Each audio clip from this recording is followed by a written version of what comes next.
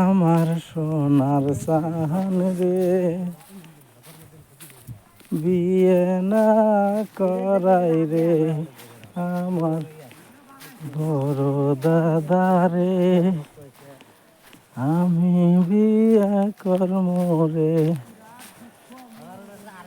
কদ হস্তেনি নারী যেমন পায়ের গোড়া মোটা, হস্তেনি নারী যেমন পায়ের গোড়া মোটা, পরপুরুষকে দেখলে পরে হাসিয়া কয় কথা। আমার বড় দাদা রে, আমি বিয়া করমু রে।